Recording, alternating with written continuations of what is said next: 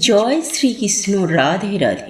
নমস্কার বন্ধুরা, সনাতনী পম্পা ইউটিউব চ্যানেলে আপনাদের সকলকে জানাই স্বাগত। আশা করি আপনারা সকলেই ঈশ্বরের কৃপায় ভালো আছেন, সুস্থ আছেন। সুপ্রিয় দর্শক বন্ধুরা আজ পবিত্র গণেশ চতুর্থীর রাতে 11টি মৌরির দানা নিয়ে চুপচাপ আপনার বাড়ি এই স্থানে ছড়িয়ে দিন। তারপর সেখানে একটি প্রদীপ জ্বালিয়ে দিন।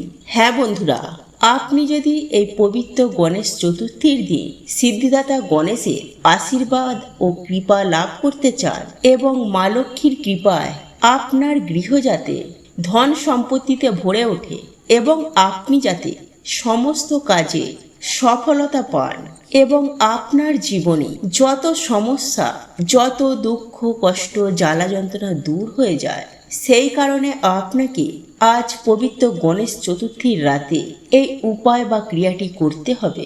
হ্যাঁ বন্ধুরা, কয়েকটি মৌরির মাধ্যমে আজ এই পবিত্র গণেশ চতুর্থীর রাতে আপনি যদি এই উপায় বা ক্রিয়াটি করেন, তাহলে আপনার জীবন থেকে সমস্ত প্রকারের সমস্যা, দুঃখ, কষ্ট, জ্বালা যন্ত্রণা খুব দ্রুতই দূর হয়ে যাবে। তাই এই প্রসঙ্গে বিস্তারিত জানার আগে আপনাদেরকে বলে রাখি, আপনি যদি সনাতনী পম্পা ইউটিউব চ্যানেলে নতুন হয়ে থাকেন, তাহলে চ্যানেলটি অবশ্যই সাবস্ক্রাইব করুন এবং পাশে থাকা নোটিফিকেশন বেল আইকনটি ক্লিক করুন।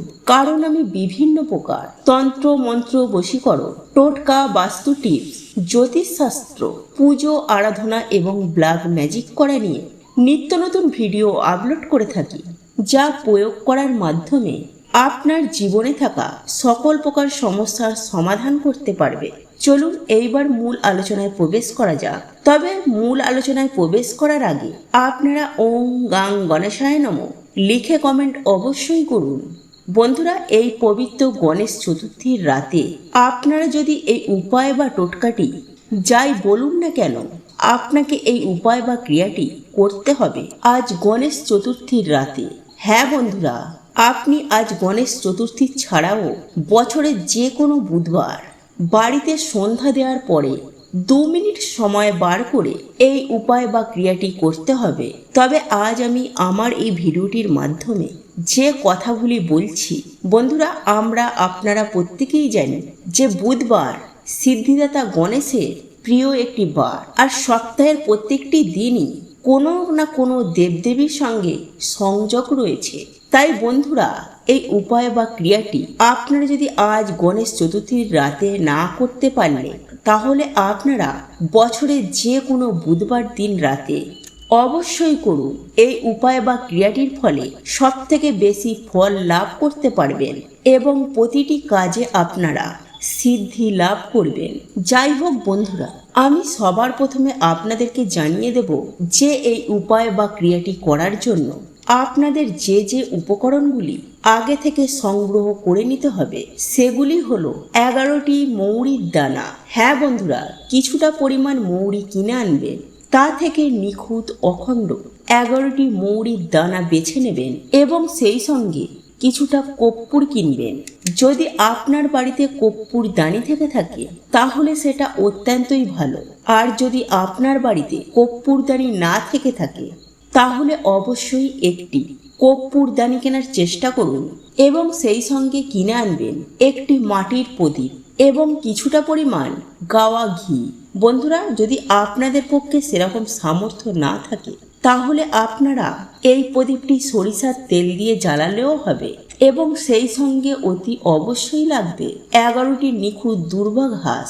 বন্ধুরা, এই উপকরণগুলি জোগাড় করার পর নিত্যদিন যেভাবে আপনি আপনার বাড়িতে সন্ধ্যা দেন, সন্ধ্যার প্রদীপ দেখান, বাড়িতে পুজো আরাধনা করেন, ঠিক সেভাবেই আপনি বাড়িতে পুজো আরাধনা করবেন। বন্ধুরা, আমি আপনাদেরকে জানিয়ে রাখি, ভগবান সিদ্ধিদাতা গণেশের পুজো আরাধনার ক্ষেত্রে কখনোই আপনারা কালো বা নীল রঙের জামা কাপড় ভুলেও পরবেন না। হ্যাঁ বন্ধুরা, ভগবান গণেশজির প্রিয় রং হলো সবুজ রং। তাই বন্ধুরা, ভগবান গণেশজি পুজো আরাধনা করবেন সবুজ রঙের জামা কাপড় পরে।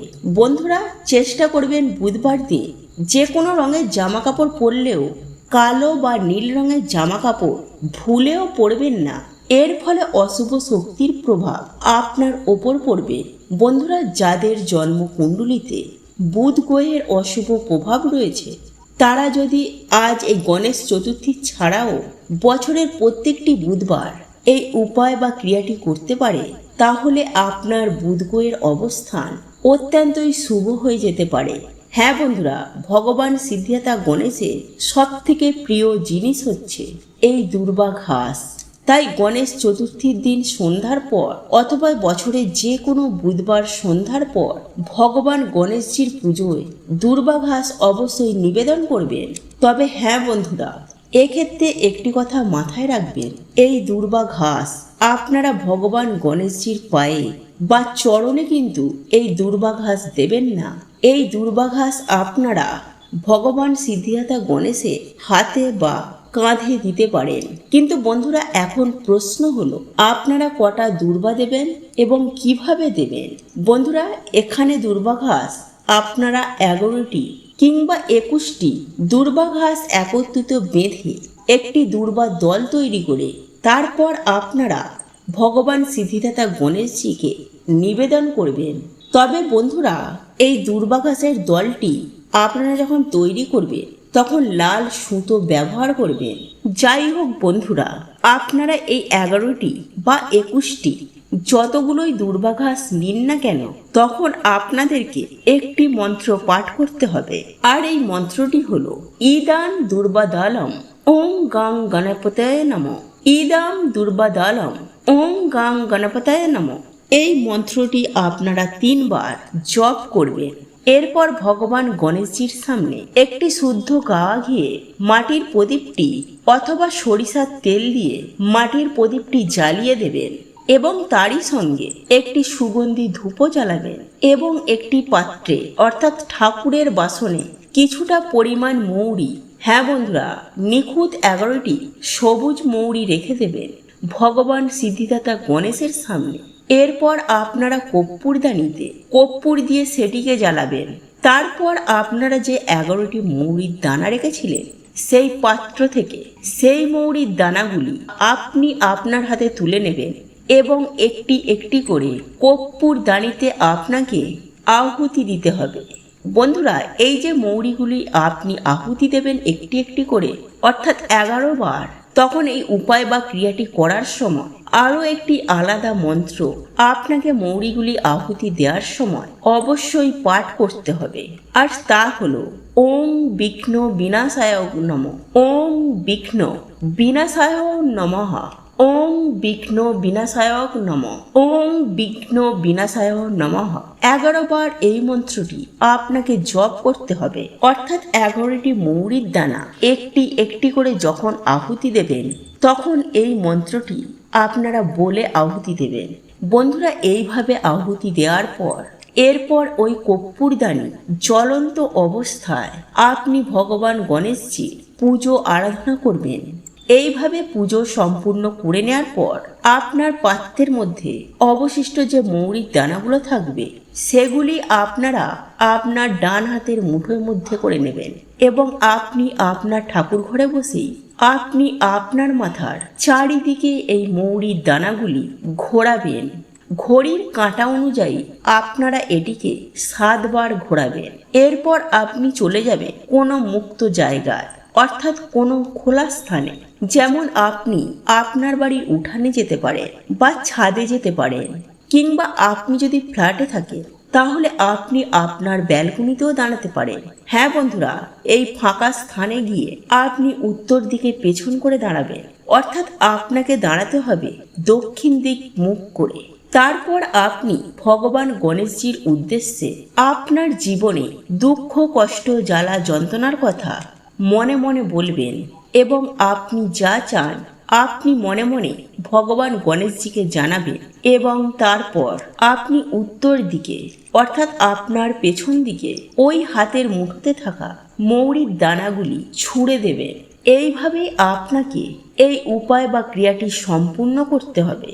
বন্ধুরা, আজকের এই ভিডিওটি যদি আপনাদের পছন্দ হয়ে থাকে তাহলে ভিডিওটি লাইক করুন, কমেন্ট করুন এবং বন্ধুদের সাথে শেয়ার অবশ্যই করুন। মনে রাখবেন, আপনার একটি শেয়ার অনেক মানুষকে উপকৃত করতে পারে।